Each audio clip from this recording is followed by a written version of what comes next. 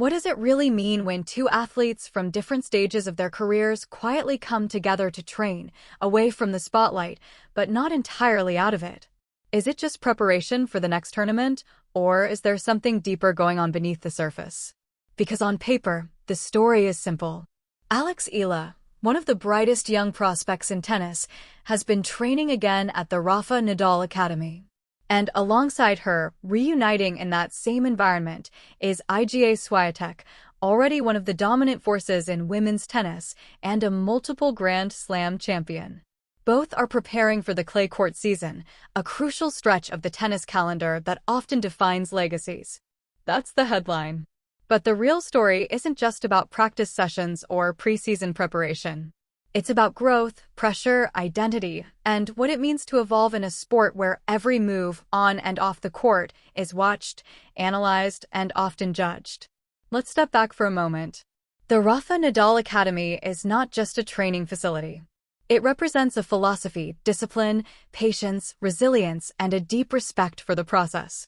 For a young player like Eala, returning there is more than routine training. It's a conscious decision to stay rooted in a system that emphasizes long-term development over short-term hype. And that matters. Because in today's tennis world, especially for young players, the pressure to arrive quickly is overwhelming. Social media accelerates everything.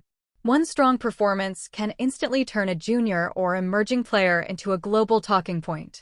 Expectations skyrocket before the athlete has even had time to fully understand their own game. Eala is navigating that space right now. She's not just training to improve her forehand or movement on clay. She's learning how to carry expectations, both from her home country and from the broader tennis community that's watching her progress with interest. And then there's Iga Świątek. From the outside, it might seem like she's already figured everything out. She's calm, composed, and remarkably consistent. But what's often overlooked is how much mental work it takes to stay at the top. Success doesn't remove pressure, it transforms it. When you're climbing the rankings, the pressure is about proving yourself. When you're already at the top, the pressure shifts to maintaining that position. Every match becomes a defense of your reputation. Every loss becomes a headline. So when Świątek chooses to return to a training environment like this, it's not just about refining her clay court game, which, by the way, is already one of the best in the world. It's about recalibration. It's about stepping away from the constant cycle of competition and media attention to reconnect with the fundamentals. And that's where this reunion becomes interesting. Because you have two athletes at very different points in their careers, sharing the same space, the same courts, the same routines, but likely experiencing them in completely different ways. For Eala, it's about building. For Świątek, it's about sustaining.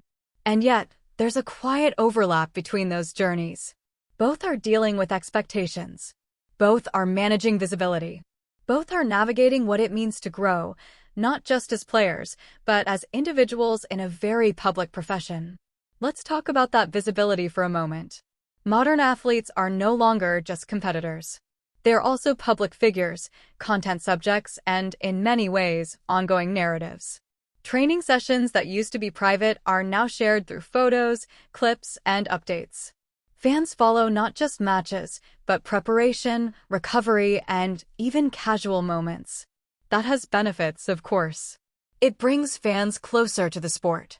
It humanizes players. It builds connections. But it also raises an important question. Where is the line between engagement and intrusion? When images of Eala and Świątek training together surface online, they are often framed as exciting updates, and they are. But they also become part of a larger cycle of commentary. People analyze body language, speculate about form, compare progress, and sometimes draw conclusions that may not reflect reality. For a young player like Eala, that environment can be both motivating and overwhelming. Every step forward is noticed, but so is every perceived setback. And for someone like Świątek, the scrutiny is even more intense. At the top level, there's an expectation of consistency that leaves very little room for fluctuation. Even a minor dip in form can trigger discussions about confidence, technique, or mental state. This is where the mental side of tennis becomes impossible to ignore. We often talk about physical training, hours on the court, strength conditioning, recovery routines. But the mental load is just as significant, if not more so. Imagine preparing for a season knowing that your performance will be dissected not just by coaches and analysts, but by millions of people online. Imagine trying to improve quietly while the world expects visible progress. That's the reality these players are working within. And that's why environments like the Rafa Nadal Academy matter. They offer a kind of controlled space, structured, focused, and somewhat removed from the noise. Not completely isolated, of course, but grounded enough to allow players to concentrate on the process. There's something almost symbolic about clay court preparation happening there. Clay is a surface that demands patience. Points are longer. Movement is more complex. Matches often become tests of endurance and mental resilience rather than quick bursts of power.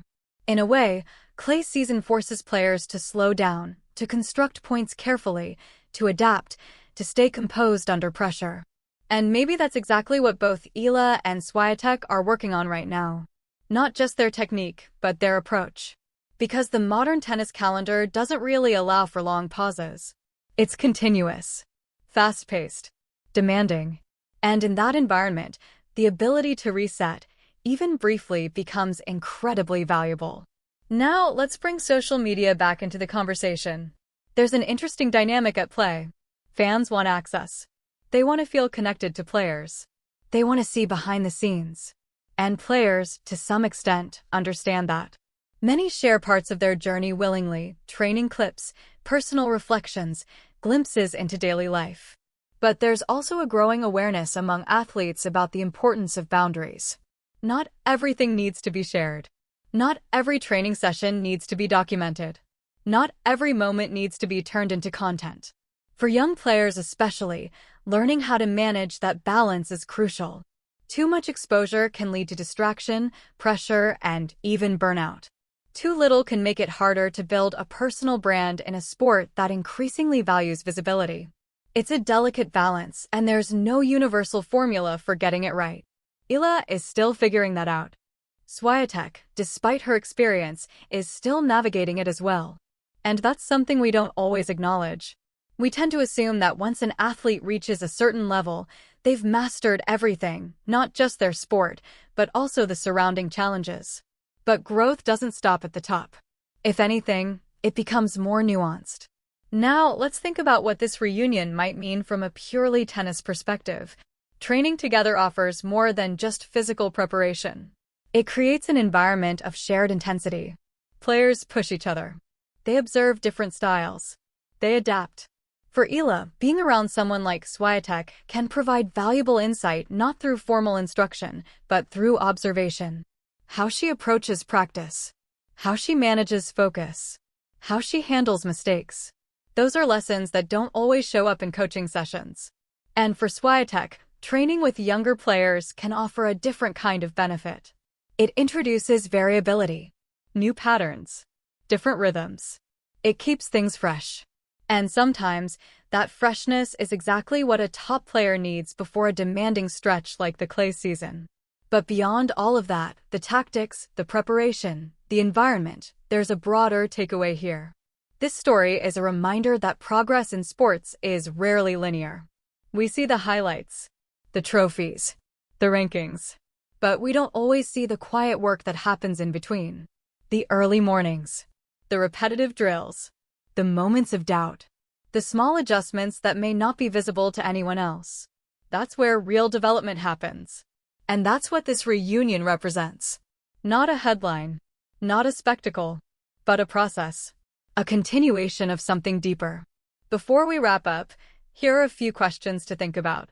Do we, as fans, sometimes expect too much too quickly from young athletes? How much of an athlete's journey should be public and how much should remain private?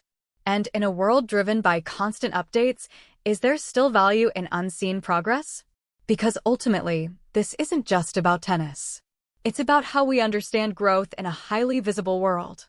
It's about how individuals navigate pressure, expectations, and identity while performing at an elite level. And it's about recognizing that behind every training session, every match, and every headline, there's a human being trying to improve, not just as an athlete, but as a person. That's why this moment matters. Not because of who trained where, but because of what it represents.